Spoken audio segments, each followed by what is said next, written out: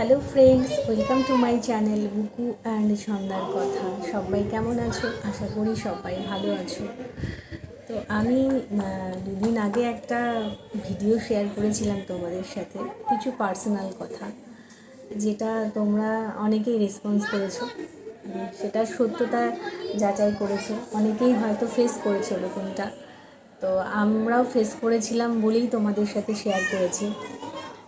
তো ভীষণ ভালো লেগেছে, যেহেতু তোমরা সবাই রেসপন্স করেছো, যে তোমরা বলেছো যে তোমাদের সাথেও কারো না কারোর সাথে এরকম একটা ঘটনা ঘটেছে।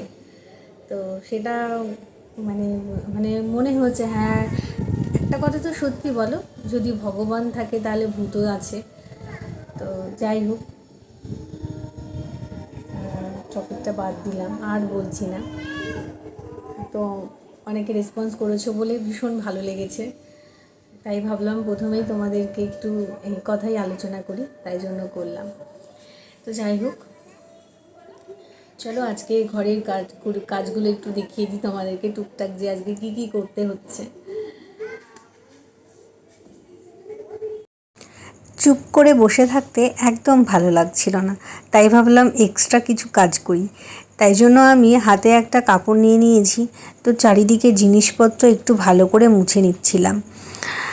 যেহেতু রাস্তার ধারে ঘর বলে খুব তাড়াতাড়ি ধুলো পড়ে নোংরা হয়ে যায়, কিন্তু কি করব, রোজ রোজ তো আর পরিষ্কার করতে ইচ্ছে করে না, মন আর সময় কোনোটাই হয় না।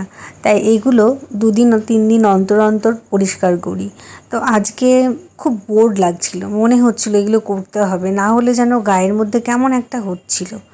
তো বুকুকে বললাম যে ফোনটা একটু ধরো।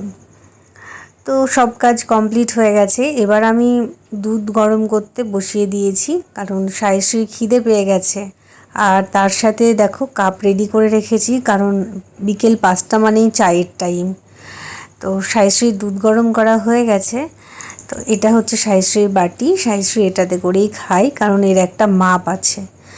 তো আজকে একটু কম কমই খাওয়াবো, কারণ একটু উল্টোপাল্টা খেয়ে নিয়েছে, তাই জন্য। তো দুধের মধ্যে আমি ওকে 2টো বিস্কুট মিশিয়ে দিলাম, কারণ ও দুধটা যদি একটু মিষ্টি না হয় তাহলে একদম খেতে চায় না। তো চিনি দিই না, তাই জন্য।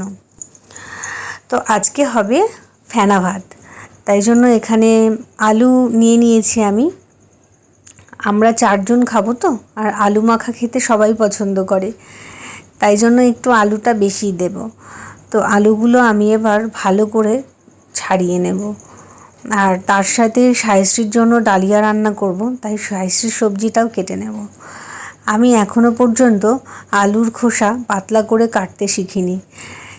যতই পাতলা করে কাটতে যাই না কেন, তবুও যেন একটু বেশি বেশি খোসাটা ছাড়ানো হয়ে যায়, পারি না, তাই জন্য ট্রাই করি মাঝে মাঝে।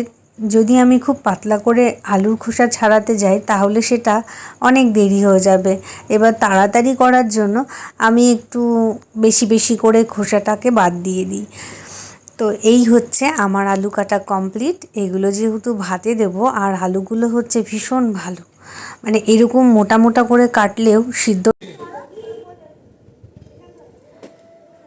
তো এখনও অনেক কিছু করা বাকি আছে, তো তোমাদের সাথে শেয়ার করতে পারি না, কারণ আমি একা একা ভিডিওটা করি, তো আমার হেল্প করার কেউ নেই। যদি থাকতো তাহলে আমার হয়তো আরও সুবিধা হতো ভিডিও করতে। তো যাই হোক, চলো, আজকের ভিডিওটা কেমন লাগলো অবশ্যই কমেন্ট করে জানিও। তো আজকের মতো টাটা সবাইকে, সবাই ভালো থেকো, সুস্থ থেকো।